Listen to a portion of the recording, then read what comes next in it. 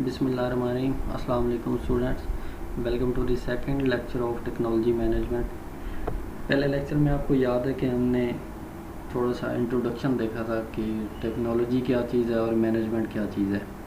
Because ये दो words का कम्बिनेशन आपको मैंने बताया था, तो हमने इसलिए दोनों वर्ड्स को अलग अलग डिफ़ाइन किया था।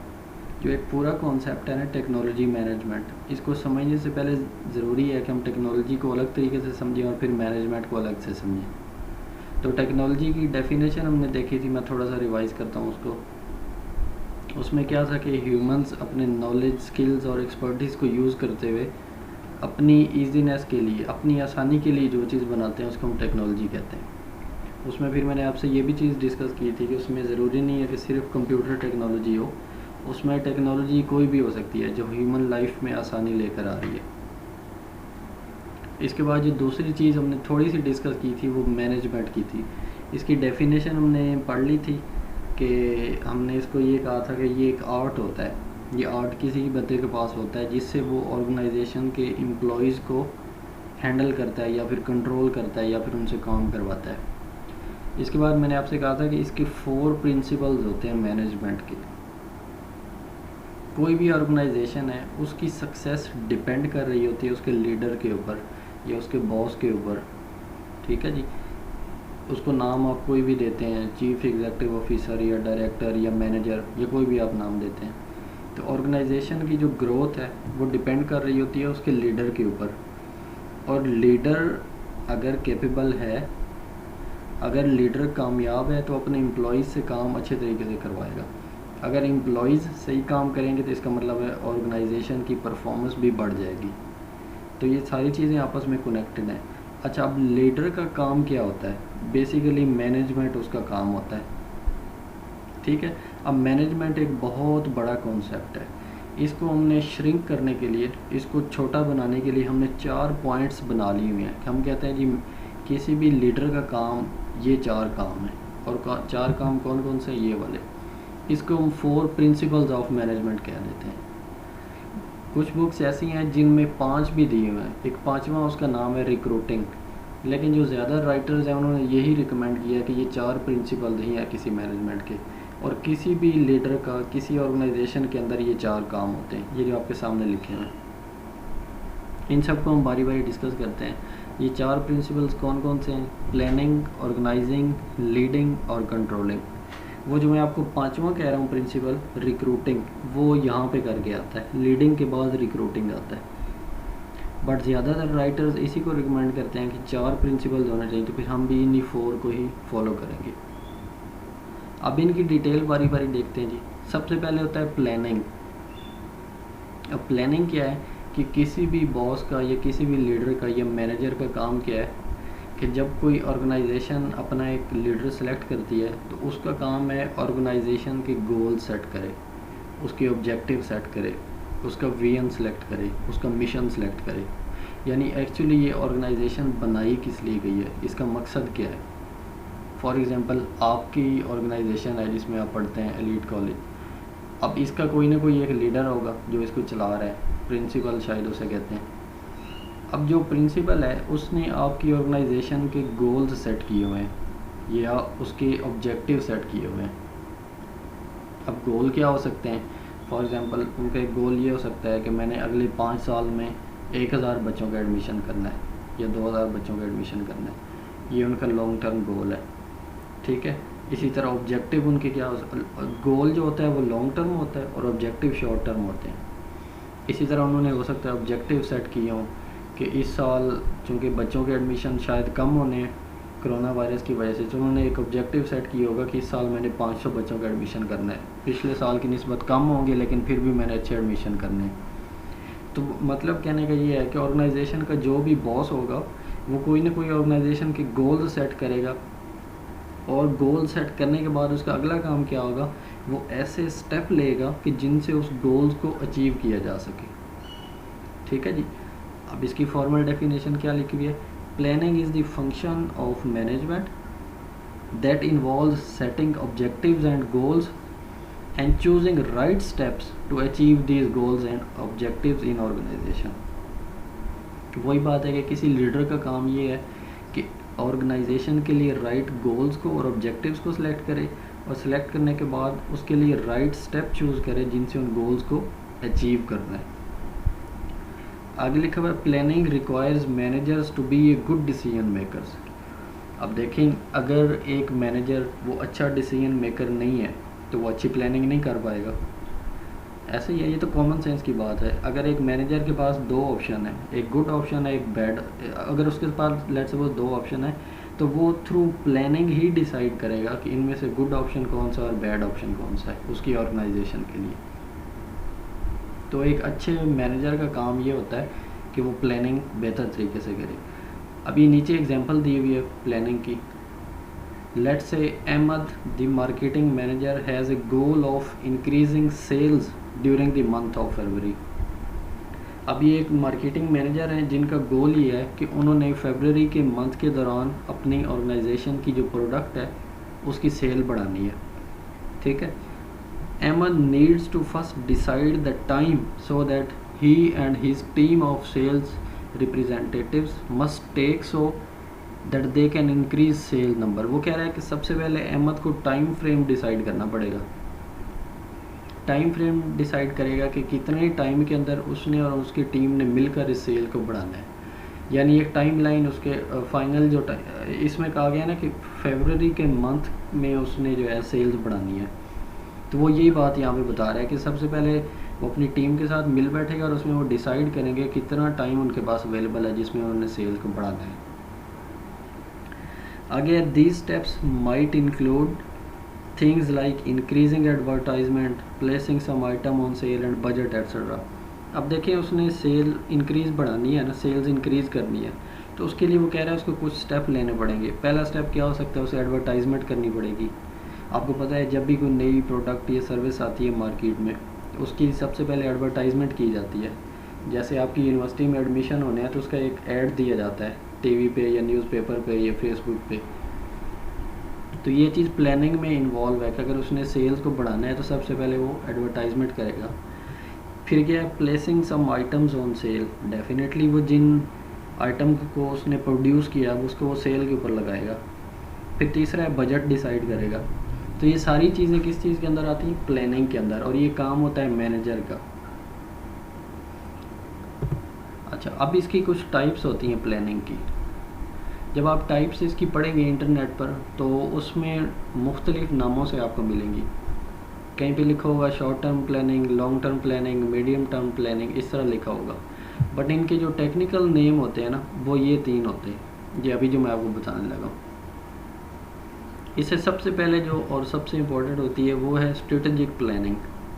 ठीक है जी, स्ट्रेटजिक प्लानिंग सबसे पहले की जाती है जब ऑर्गेनाइजेशन बनाई जाती है ना, या किसी ऑर्गेनाइजेशन को उसके अंदर कोई नया मॉड्यूल ऐड किया जाता है, नया डिपार्टमेंट ऐड किया जाता है, तो उस वक्त स्ट्रेटजिक प्लानिंग की जाती है। अब स्ट्रेटजिक प्लानिंग के अंदर बहुत सी चीज़ें इन्वॉल्व होती हैं, शामिल होती हैं, लेकिन उनमें से जो इम्पोर्टेंट चीज़ें हैं सबसे पहले ये देखा जाता है कि इस ऑर्गेनाइजेशन के पास कौन कौन सी अपॉर्चुनिटीज़ हैं। अगर आपके कॉलेज की बात कर ली जाए तो उसकी स्ट्रेटजिक प्लानिंग ये हो सकती है कि हमारे इर्द गिर्द और कितने कॉलेज हैं, हम कितने बच्चों का एडमिशन कर सकते हैं, हमारे पास कितनी बड़ी बिल्डिंग है, हम कितने बच्चों को सपोर्ट कर सकते हैं, हमारे पास कितने टीचर्स हैं। ठीक है ना, ये आपके पास अपॉर्चुनिटीज़ हैं सारी।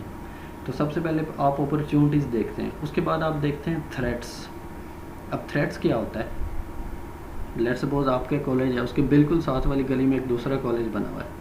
तो इसमें ये हो सकता है कि बच्चे आधे आपके कॉलेज में आ जाएंगे एडमिशन लेने, आधे साथ वाले कॉलेज में चले जाएंगे। तो ये थ्रेट है ना आपकी ऑर्गेनाइजेशन को।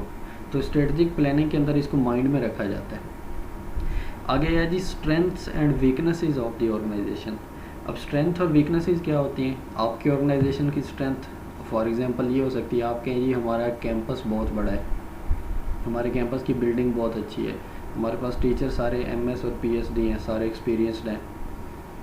इसी तरह आप कहें जी हमारा स्टाफ बहुत अच्छा है, हमारे पास प्ले ग्राउंड अवेलेबल है, हमारी कंप्यूटर लैब अच्छी है। ये आपकी ऑर्गेनाइजेशन की स्ट्रेंथ्स हो सकती है।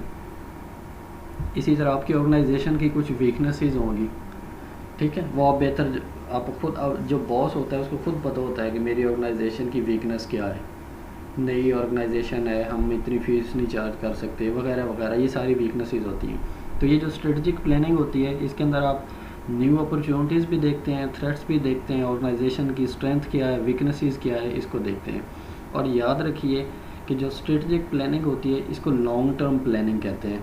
ये 1 साल के लिए नहीं होती, मिनिमम 3 साल के लिए होती है और मैक्सिमम ज़्यादा से ज़्यादा साल के लिए होती है। ठीक है जी। तो स्ट्रेटजिक प्लानिंग लॉन्ग टर्म होती है, इसमें आप ओवरऑल ऑर्गेनाइजेशन का जो पाथ है वो डिसाइड करते हैं और इसमें पूरी ऑर्गेनाइजेशन को बिठाते हैं और ऑब्जेक्टिव सेट करते हैं मिलकर। ये होती है स्ट्रेटजिक प्लानिंग। अगर आपको नेट पे कहीं पे मिले लॉन्ग टर्म प्लानिंग तो उसका मतलब यही होगा स्ट्रेटजिक प्लानिंग।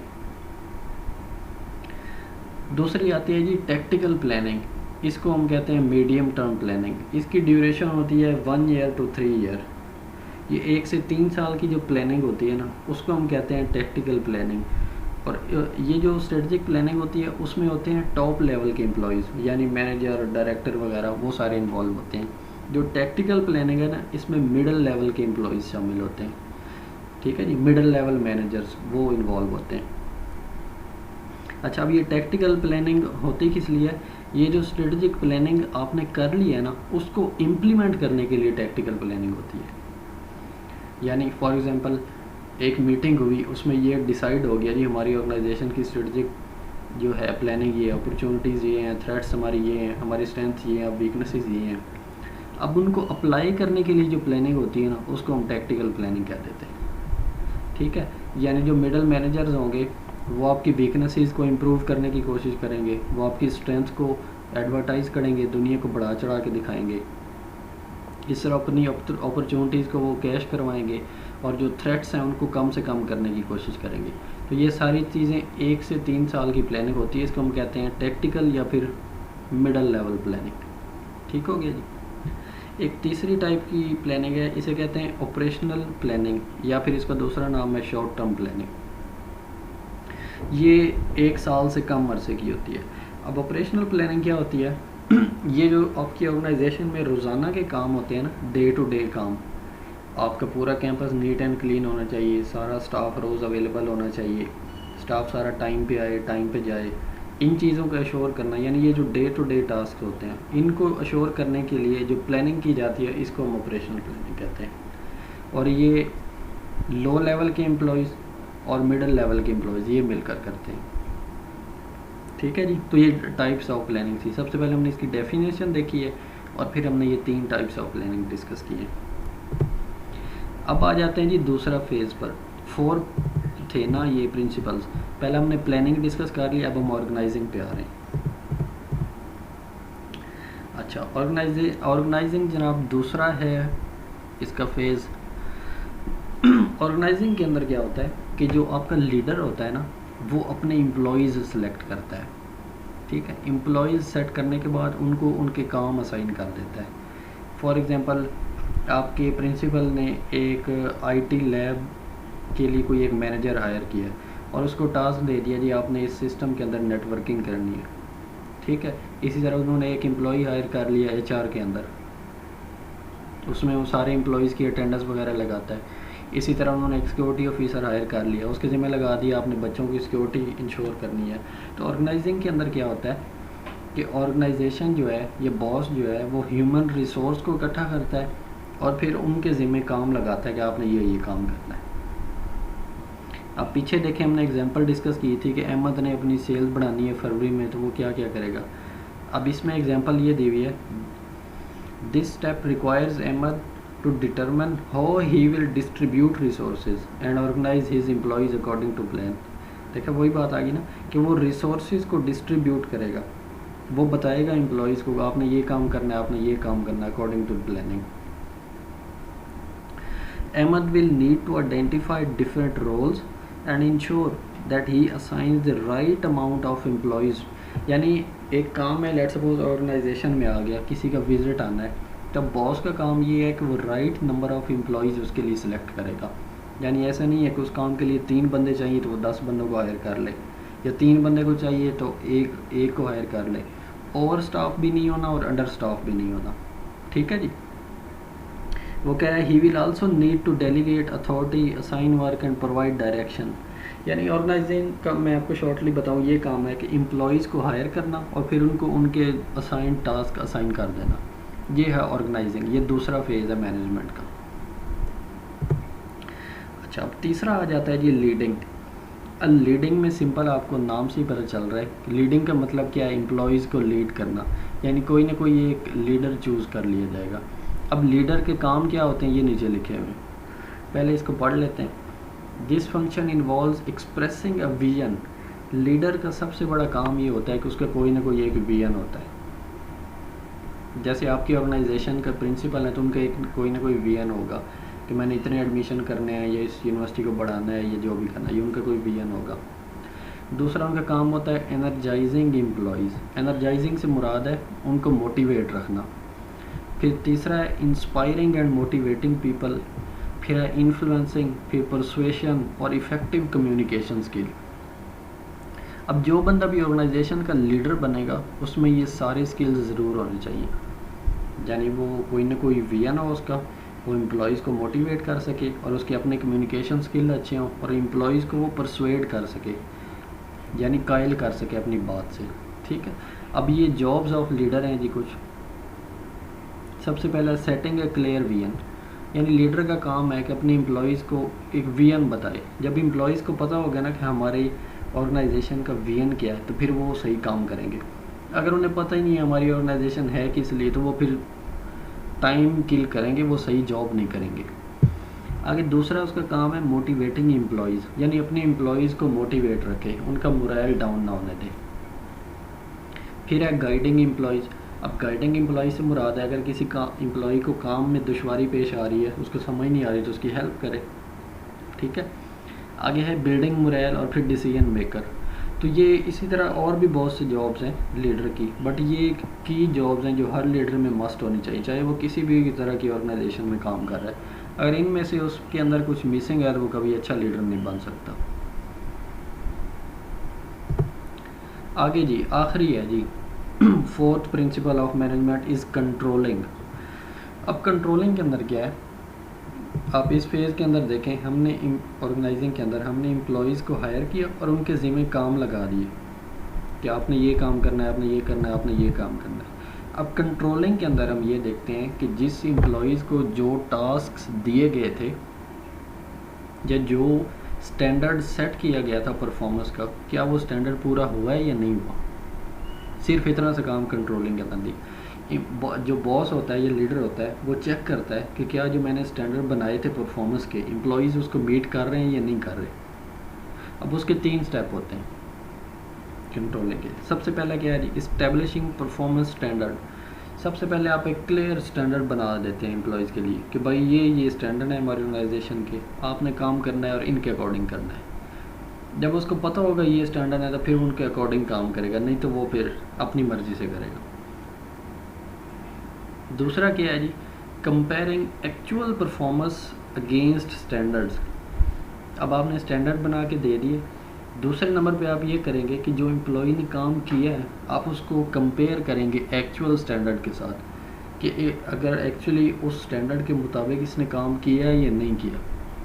अगर किया है तो फिर क्या करेंगे, एम्प्लॉय को अप्रिशिएट करेंगे, ये भी लीडर का काम होता है। और अगर नहीं किया तो फिर तीसरा स्टेप है take corrective action when necessary. ठीक है जी, जहाँ पे कोई कमी पेशी रह गया तो फिर एम्प्लॉय को क्या करेंगे, आप गाइड करेंगे, करेक्टिव एक्शन लेंगे।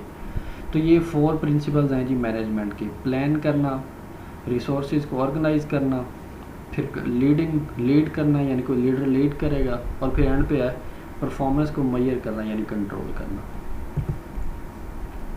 अब हमने दोनों चीज़ें पढ़ ली हैं, टेक्नोलॉजी की डेफिनेशन भी हमने देख ली, मैनेजमेंट की भी देख ली। अब आते हैं एग्जैक्ट फुल डेफिनेशन कि टेक्नोलॉजी मैनेजमेंट होती क्या चीज़ है। टेक्नोलॉजी मैनेजमेंट की डेफिनेशन बहुत सारी हैं, हर इंस्टीट्यूट की ने अलग की हुई है, लेकिन इनमें से कुछ चीज़ें हर डेफिनेशन के अंदर कॉमन होती हैं। फॉर एग्ज़ाम्पल सबसे पहली कॉमन चीज़ ये है कि टेक्नोलॉजी मैनेजमेंट कोई एक डिसिप्लिन नहीं है, ये मल्टी डिसिप्लिन है। जैसे अभी मैंने आपको बताया टेक्नोलॉजी और मैनेजमेंट को इकट्ठा करके बनाया जाता है। तो अब टेक्नोलॉजी और मैनेजमेंट की ज़रूरत क्या है और ये क्यों है, और यही इसकी डेफिनेशन है सारी। अब इसको पढ़ते हैं ज़रा जी। It is the combination of engineering, science and management disciplines. देखा 3 डिसिप्लिन्स आ गए हैं इसके अंदर, हालांकि लिखे हुए 2 हैं, लेकिन ये टेक्नोलॉजी और साइंस इसी के अंदर आ जाते हैं, इसलिए इनको अलग अलग बयान किया गया। तो पहली चीज़ क्या है, it is the combination of engineering, science and management discipline. अच्छा, ये कम्बिनेशन किस लिए आगे लिखा हुआ है, to plan, develop and implement technological capabilities. ये कम्बिनेशन है इंजीनियरिंग का, साइंस का, मैनेजमेंट का, प्लानिंग करने के लिए, डेवलपमेंट करने के लिए और टेक्नोलॉजिकल कैपेबिलिटीज़ अप्लाई करने के लिए। अच्छा, अप्लाई करने से क्या होगा, आगे लिखा हुआ है, to create and achieve the strategic and operational objectives of an organisation. किसी भी ऑर्गेनाइजेशन के स्ट्रेटजिक और ऑपरेशनल ऑब्जेक्टिव्स को अचीव करने के लिए हम ये सारा काम करते हैं। स्ट्रेटजिक और ऑपरेशनल ऑब्जेक्टिव्स क्या आते हैं, ये पीछे हम पढ़ कर आए हैं, मैं रिपीट नहीं करना। डेफिनेशन दोबारा समझें, किसी भी ऑर्गेनाइजेशन के स्ट्रेटजिक और ऑपरेशनल ऑब्जेक्टिव्स को अचीव करने के लिए हमने इंजीनियरिंग, साइंस और मैनेजमेंट डिसिप्लिन को इकट्ठा किया, प्लानिंग, डेवलपमेंट और टेक्नोलॉजिकल कैपेबिलिटीज़ अप्लाई करने के लिए। इसको हम कहते हैं टेक्नोलॉजिकल मैनेजमेंट। ये इसकी डेफिनेशन है। अब सिंपल वर्ड्स में आप ये समझें कि पहले ऑर्गेनाइजेशन के अंदर ये होता था कि सिंपल मैनेजमेंट की जाती थी। कुछ ऑर्गेनाइजेशन ऐसी थी जिनमें सिर्फ टेक्नोलॉजी को अप्लाई किया जाए। फॉर एग्जांपल जैसे सॉफ्टवेयर हाउसेज होते हैं, उनमें मैनेजर नहीं था होता, लीडर नहीं था होता, वो सारे बस धड़ाधड़ कोडिंग कर रहे हैं। अच्छा, दूसरी तरफ कुछ मैनेजमेंट के ऑर्गेनाइजेशन, उनमें टेक्नोलॉजी नाम की चीज़ नहीं थी होती। तो वक्त गुजरने के साथ साथ ये ज़रूरत महसूस की गई कि ऑर्गेनाइजेशन के अंदर टेक्नोलॉजी और मैनेजमेंट दोनों चीज़ें इकट्ठी होंगी तो तब इसकी परफॉर्मेंस बढ़ेगी, तब इसके गोल्स अचीव होंगे। तो उस पर फिर ये जो फील्ड है टेक्नोलॉजी मैनेजमेंट, ये इंट्रोड्यूस करवाएगी। अब आपको पता होगा कि टेक्नोलॉजी मैनेजमेंट वर्ड के ऊपर MS की डिग्री हो रही है पूरी। जी हाँ, MITM उसे कहते हैं शायद, नहीं MSTM कहते हैं शायद। तो पूरी डिग्री हो रही है, इतनी बड़ी फील्ड है। मकसद सिर्फ ये है ऑर्गेनाइजेशन के स्ट्रेटजिक और ऑपरेशनल ऑब्जेक्टिव्स को अचीव करना। तो ये इसकी डेफिनेशन है। अच्छा, अब आगे ना इसको 2 लेवल पे अप्लाई किया जाता है। एक ऑर्गेनाइजेशनल लेवल पे जिसको माइक्रो लेवल कहते हैं, और दूसरा होता है नेशनल लेवल या मैक्रो लेवल उसे कहते हैं। ये लिखा हुआ है TM/MOT। TM का मतलब है टेक्नोलॉजी मैनेजमेंट और MOT है मैनेजमेंट और टेक्नोलॉजी। इसका एक ही मतलब है, ये दोनों नाम है इसके, तो आपने कंफ्यूज नहीं होना। अच्छा, TM एट ऑर्गेनाइजेशनल लेवल, ये माइक्रो लेवल क्या है। ऑर्गेनाइजेशन के अंदर जब आप टेक्नोलॉजी मैनेजमेंट को अप्लाई करते हैं प्रोडक्ट और मार्केट के रिलेशनशिप को बनाने के लिए, और जब ये टेक्नोलॉजी सपोर्ट करती हैं ऑर्गेनाइजेशन के कंपेटिटिव स्ट्रेटजीज़ को, तो इसको हम कहते हैं जी technology management at organisational level. दोबारा सुन लें, जब टेक्नोलॉजी मैनेजमेंट को आप किसी ऑर्गेनाइजेशन में अप्लाई करते हैं, यानी टेक्नोलॉजी और मैनेजमेंट को मर्ज करते हैं किसी ऑर्गेनाइजेशन के अंदर ताकि उसके कंपेटिटिव स्ट्रेटजीज़ को अचीव किया जा सके, तो इसको हम कहते हैं technology management at organisational level, यानी किसी एक ऑर्गेनाइजेशन के अंदर ऐसा करते हैं। अच्छा, अब दूसरी क्या होती है, नेशनल लेवल या मैक्रो लेवल पे, यानी कौम की सतह पर, पूरी कौम में जब आप इसको अप्लाई करते हैं तो इसका मेन ऑब्जेक्टिव क्या होता है। Main objective of technology management at national level is to assure that the nation and its business firms gain sustainable technological competitiveness in international market and maintain strong position in international business on long term basis। तो simple सी बात है, देखिए जो organisation होती है, जब किसी मुल्क की ऑर्गेनाइजेशन सही काम करती है तो उस मुल्क का बिज़नेस सही काम करता है। जब उस मुल्क का बिज़नेस सही काम करता है तो उसकी इकोनॉमी ग्रो करती है। तो पहले हमने ये कहा कि टेक्नोलॉजी मैनेजमेंट को हमने ऑर्गेनाइजेशन लेवल पे अप्लाई करना है। जब ऑर्गेनाइजेशन लेवल पे अप्लाई हो जाएगा तो इसके बाद क्या करेंगे, उसको नेशनल लेवल पे अप्लाई करेंगे, और इसके एडवांटेज क्या होगा, इंटरनेशनल मार्केट्स में ग्रोथ बढ़ेगी। ठीक है जी, इंटरनेशनल मार्केट में हमारा बिजनेस बढ़ेगा। तो टेक्नोलॉजी मैनेजमेंट को इसलिए इन दोनों जगह पे अप्लाई किया जाता है, बिजनेस लेवल पे भी, ऑर्गेनाइजेशनल लेवल पे भी और नेशनल लेवल पे भी। अब इसके कुछ एरियाज़ होते हैं नेशनल लेवल के। सबसे पहला क्या है जी, डेवलपिंग अप्रोप्रिएट टेक्नोलॉजी स्ट्रेटजी। अब देखें, जब आपने पूरे मुल्क के अंदर ये अप्लाई करनी है तो उसके लिए आप कोई ना कोई टेक्नोलॉजी स्ट्रेटजी बनाएंगे ना नेशनल के लिए, नेशनल लेवल के लिए। तो वो पहले स्टेप में यही कह रहा है, डिवेलपिंग अप्रोप्रिएट टेक्नोलॉजी स्ट्रेटजी, यानी आप उसके रेलिवेंट कोई एक स्ट्रेटजी डिज़ाइन करेंगे पूरे मुल्क में टेक्नोलॉजी मैनेजमेंट को अप्लाई करने के लिए। दूसरा है टेक्नोलॉजी फोरकास्टिंग। अब आपको पता है टेक्नोलॉजी रोज़ बरोज़ चेंज हो रही है, आए रोज़ नई चेंजिंग आ रही है। तो वो कह रहा है जब आप अप्लाई करने लगें तो उससे पहले ज़हन में रख लें कि टेक्नोलॉजी के अंदर फ्यूचर में कौन कौन सी चेंजिंग आ सकती है, क्योंकि ये ना आप इतनी बड़ी इन्वेस्टमेंट कर दें और कल को टेक्नोलॉजी चेंज हो जाए। ठीक है जी। इसके बाद तीसरा है जस्टिफिकेशन ऑफ न्यू टेक्नोलॉजी। वो ये कह रहा है कि जो आपने टेक्नोलॉजी अप्लाई कर ली है, अब उसकी आपने जस्टिफिकेशन देनी है।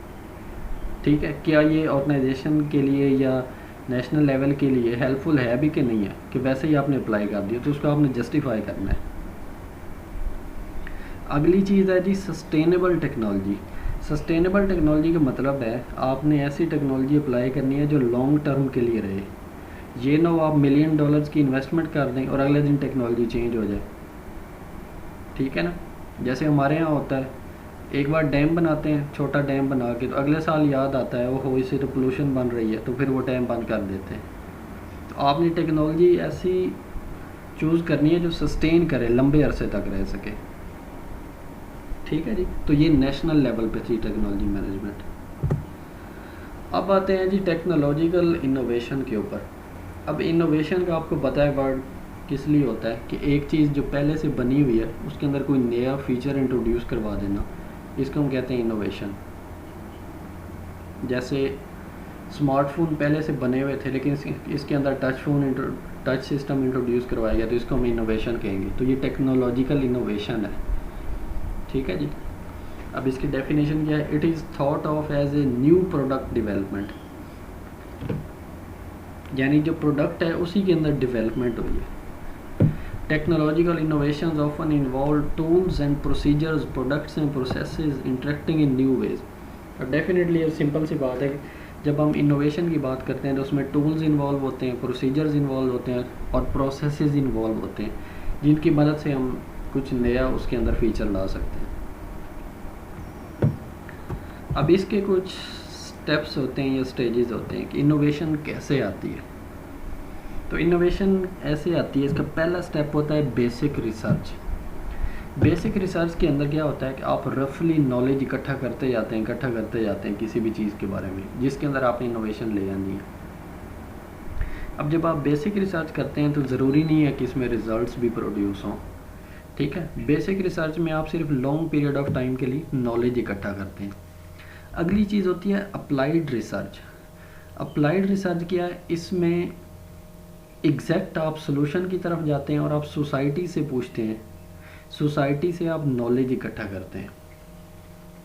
उसमें क्या था कि रफ नॉलेज इकट्ठा करते जाते हैं लॉन्ग पीरियड ऑफ टाइम के लिए। इसमें आप एग्जैक्ट सोसाइटी से नॉलेज पूछते हैं और एग्जैक्ट सोल्यूशन की तरफ जाते हैं। आगे चीज़ होती है जी कोलैबोरेशन। इनोवेशन के लिए ये भी ज़रूरी है कि कोलैबोरेशन की जाए, यानी टीम के अंदर काम किया जाए। जैसे अभी आजकल आप देख रहे हैं कि लोग घर से बैठ कर काम कर रहे हैं, उसमें कोई कहीं से काम करता है, कोई कहीं से काम करता है।